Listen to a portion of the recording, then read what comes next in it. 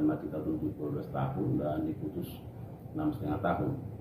Hal tersebut disampaikan Kepala Pusat Penerangan Hukum Kapus Penkum Kejaksaan Agung Harli Siregar Jumat pagi.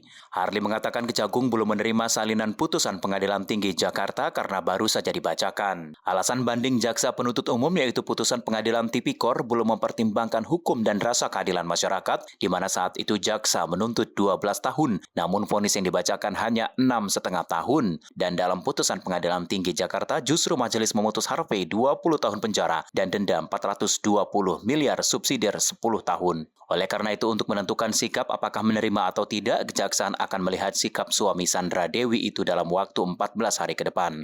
Kejagung menyebut Hakim Pengadilan Tinggi memiliki kewenangan sepakat atau tidak dengan putusan pengadilan tingkat pertama karena ini mekanisme peradilan. Yang pertama saya ingin sampaikan bahwa secara formal ya sesungguhnya kami belum menerima salinan putusan ya atas putusan Pengadilan Tinggi Jakarta terkait dengan perkara ini, karena kita tahu bahwa putusan ini kan baru dibacakan kemarin ya.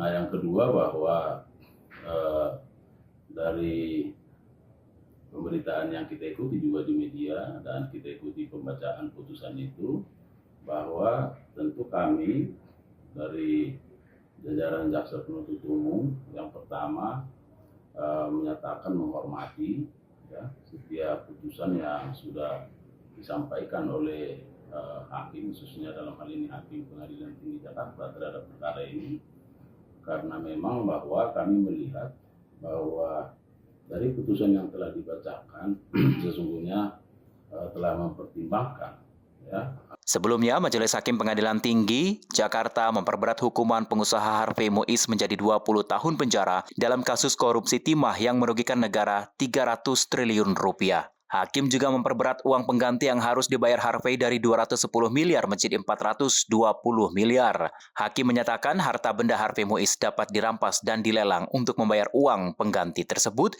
jika harta denda Harvey Muiz tidak mencukupi membayar uang pengganti diganti dengan 10 tahun kurungan. Selain itu, denda yang harus dibayar Harvey pun turut diperberat hakim, menghukum Harvey membayar denda 1 miliar rupiah atau subsidiar 8 bulan kurungan. Tim Liputan Berita Nasional TV.